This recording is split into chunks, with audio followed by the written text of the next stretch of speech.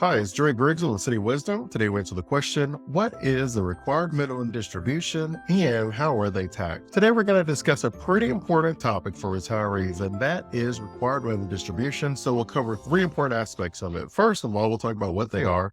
Second of all, we'll cover how they're calculated. And third, we'll end it with how they're taxed. We'll have the bonus discussion at the end where we'll also discuss ways for you to minimize your required minimum distributions so you can limit how much Uncle Sam is taking from you in taxes. At the end of the day, we did not work this hard for Uncle Sam to take our money and just build a random bridge to nowhere. And so today we're going to discuss ways for you to keep as much of this money as you can inside of your own family's legacy and not in Uncle Sam. Because many of you said you enjoyed the case study and it made the complexities of tax planning and Social Security a little bit easier to digest.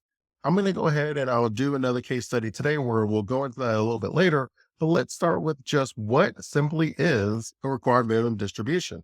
At the end of the day, that is money that you put in a pre-tax account. When I say pre-tax, that means money that just simply hasn't been taxed yet. And because it has not been taxed yet, Uncle Sam is itching to get some of his money. When he's looking at your money in your 401ks or 403bs and other pre-tax retirement account, he's thinking, I don't want this person to pass all of his wealth on to the next generation. And then maybe it's to the next generation and the next generation. And Uncle Sam is like, what if I never get to spend this money? It's just growing in this account. So I'm going to come up with an amazing idea. And then they sat there and they said, what do you think we should do to make sure that we get some of this tax revenue?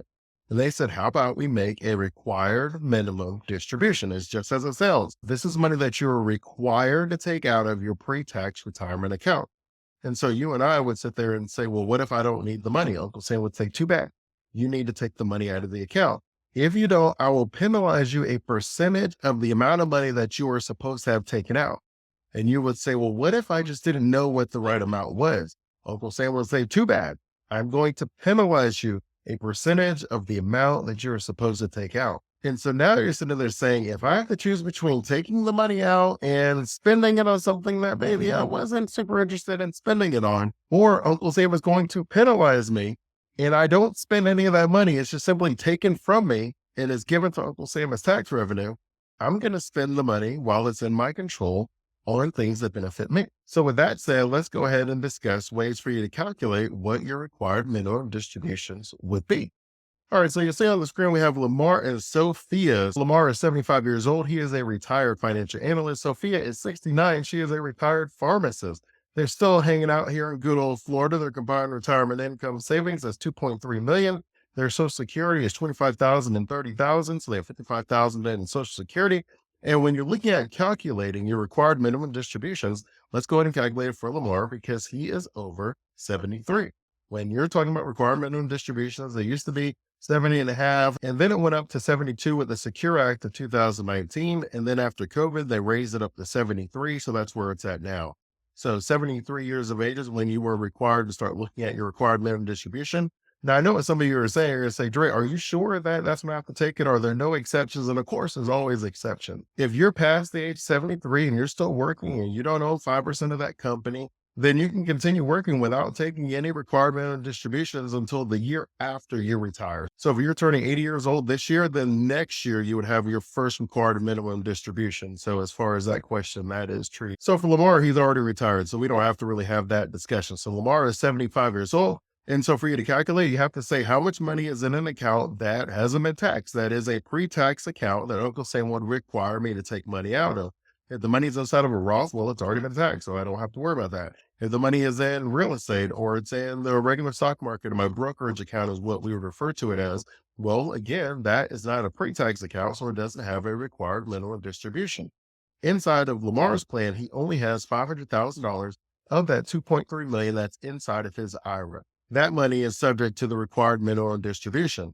And then you divide that number by your life expectancy factor. So there's two tables that the IRS gives us. The majority of us are going to use the IRS Uniform Lifetime Table. There is a second table, which I'll show you both of them. But if you're looking at the Uniform Lifetime Table, Lamar's factor is 24.6. Now, you may be sitting there saying, well, Dre, how did you get that number? And I'm glad that you asked. So you can see here on the IRS website, this is table 3. This is the Uniform Lifetime Table. You would take whatever the amount that you have that is subject to the required minimum distribution, and you would divide it by whatever your factor is. And you can see that this table is for unmarried owners or married owners whose spouses aren't more than 10 years younger, and for married owners whose spouses aren't the sole beneficiaries of their IRS.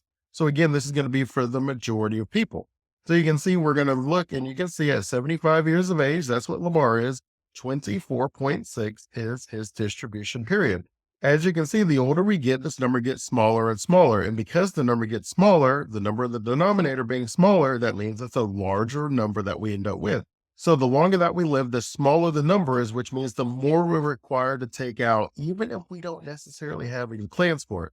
Now, at the end of this video, I will go over some strategies to help you reduce that required minimum distribution so that you don't have to pay a whole bunch of taxes and worry about these penalties. But it's important to note that. Now, the second table, and it's a much longer table, so we won't really go into too much detail. But when you look at table 2, you can see that table 2 is the joint life and last survivor expectancy. And this is for owners whose spouses are more than 10 years younger than them and are the sole beneficiaries of their IRAs. So if your spouse is over 10 years younger than you, and if you have them as the sole beneficiary of your IRA, which is a very fancy way of saying that the money is not coming to you while you're alive, then you have to use this table to calculate it. And the number across the top is your age. The number across the bottom is your spouse's age. And you can see that that number is adjusted periodically. And to calculate your required minimum distribution, you would then take your account balance on December 31st, which we said was $500,000, and then you would divide it by 24.6. That is what the factor is. That would give us about $20,235. That's what our required minimum distribution is. And we would have to spend that amount out of our IRA to make sure we're not being penalized by the IRS. Now, this is normally where it makes sense to remind you where we're talking about the total amount of money that you have in these pre-tax accounts. So you could have $500,000 in an IRA, you got $100,000 in that old 401k somewhere.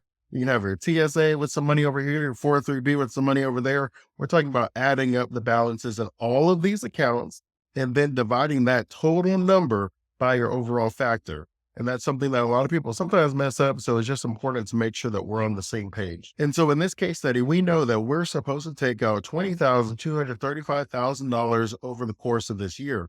If for some reason we don't take that amount out, and so we'll go over a few examples of that.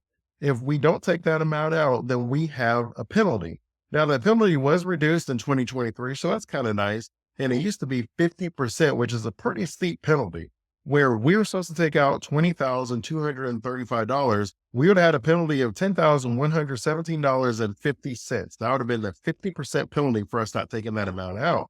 Now, as I mentioned, the government in 2023 did reduce that penalty amount to 25%, and they added a further reduction where the penalty could be as small as 10% as long as you do it promptly. And most people consider promptly to be within 2 years. So if you notice that you did not take out the right amount as far as your required minimum distribution, and you just go into your retirement accounts and you withdraw that extra amount, then your penalty would only be 10%. He was supposed to withdraw $20,235,000 in RMD, and let's say he withdrew none of it. He just had real estate or he had a business. He just simply said, I didn't really need to withdraw anything. He would expect to pay a 25% penalty on the amount that he was supposed to have withdrawn. And so that amount would total $5,058.75. For our next example, let's say Lamar in a very timely manner went back and said, you know what? I realized that I did not take my RMDs for the past year. And then you might say, okay, well, Dre, what does timely mean? What does promptly mean? Well, most experts would say it's within 2 years. So within 2 years, you look back and you're like, man, I didn't do that right. I miscalculated. I forgot, whatever it was. If you then said, all right, I'm going to go and withdraw that $20,235. Now, instead of paying 25%, I'm only going to pay a 10% penalty. So instead of it being $5,058, I'll only have to pay a penalty of $2,023.50. Now, granted, we're still being penalized, but it's much better if you think back to prior to 2023, where it was a 50% penalty on the amount that you should have withdrawn. And even though it was reduced to 25%, now it's only a 10% penalty if you go back and fix it. This was not something that you had an option to be able to do. So it is a pretty nice situation comparatively. So instead of it now having been 50%, which would have been about $10,118, then it was 25%, which is about $5,058. Well, now it's only $2,023 because we have a 10% penalty. Now, for the third category, we're going to talk about whether or not I did not take all the amount, but I did take out some of it. So for the sake of making it easy for me, let's go ahead and say that we withdrew 50% of what we were supposed to take. So instead of us taking out the $20,235, we only withdrew $10,117.50. The penalty is then 25%, and it's on the amount that you were supposed to have taken out but didn't. And so, for example, if you were supposed to take out $20,000, you only took out $15,000, that 25% penalty would have been on the $5,000 you were supposed to have taken out but didn't because you were short of that $20,000. In this particular situation, $10,117.50 multiplied by 25% or 0.25 is $2,529.38.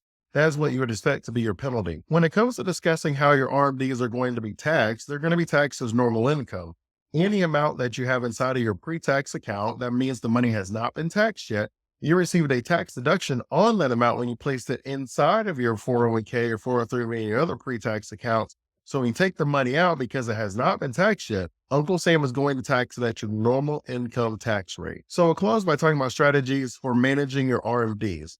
The first thing we should look at is our timing withdrawals. Once you reach 59 and a half, if you're very concerned about having these huge RMDs because that amount gets larger and larger and larger, then it might make sense for you once you reach 59 and a half and don't have to worry about the early withdrawal penalty to start taking money from these different pre-tax accounts. So you'll sit there and say, all right, I have $500,000 inside of my 401k or my IRA. I'm going to go ahead and start taking money out of these accounts because I don't have to have this large percentage that I'm required to withdraw once I reach 73 years of age. So you can start doing timing withdrawals. That leads you into the next one, which is converting to a Roth account. If you convert a percentage of your pre-tax accounts to an after-tax account, such as your Roth IRA, well, the money inside of your Roth IRA is a tax-free account. So that money grows tax-free. And once you withdraw the money, you get to take the money out tax-free. But because you pay taxes on the conversion, so what you normally do is you would say, any year that I have a lower than, let's say, 20% tax bracket, I'm going to convert whatever amount I need to convert to bring me to that 20% tax bracket. And then that might be $100,000 in one year, that might be $50,000 the next year, but you're going to continue doing these Roth conversions each year to make sure that when you do retire and have these required minimum distributions, you might have no money inside these pre-tax accounts, or you might have a small amount in the pre-tax accounts, and then your required minimum distribution is not going to push you into a much higher tax bracket as it might if you have all of the majority of your money inside of one of these pre-tax accounts. The third option then you would consider is making a qualified charitable distribution. And then all this is once you reach 70 and a half, you can take up to $105,000 and you can give it to a 501c3. You can give it to a nonprofit, and they're able to take this money and they don't pay taxes, so they don't have to worry about it. And you gave the money to them, so you don't have to pay taxes on it, but it counts as your required minimum distribution for the year. In short, when it comes to RMDs, I like to have a plan in place that gives me more time than less. If I have 5 or 10 years to be able to limit the amount of money that I'll pay in taxes or limit the amount of money that I'll be required to pay in taxes, then I think it'd be better for me to say, okay, I would rather have 10 years where I move $50,000 every single year, and then I pay a portion of taxes on that every single year. And then by the time I'm 73, I don't have anything in my pre-tax account. That could have been an option for Lamar. Or if you're someone that has all of your money inside of a pre-tax account because that's all you were offered as your 401k, so it's all in your 401k, once we reach 59 and a half, we can start taking distributions from this account if we already know we're going to be good in retirement. And then you can pay the taxes over a longer period of time where we have close to 15 years to be able to spread out that tax burden. Because what you don't want to happen is where you're between a rock and a hard place, where you're in 73 years of age and you're required to take out a specific amount, and that amount puts you in the highest tax bracket, but you have no flexibility because you didn't put any plans in place leading up to 73. And now Uncle Sam is smiling because he's going to take all of this money from us. It doesn't mean that we can't make adjustments, but it does mean that we have more flexibility the earlier we start enacting the plan that we put in place. If you're someone who's near retirement and you just have questions about putting a proper plan in place, you can always go to obsidianwisdom.com/wealthy to learn more. Until next time, stay safe and enjoy life.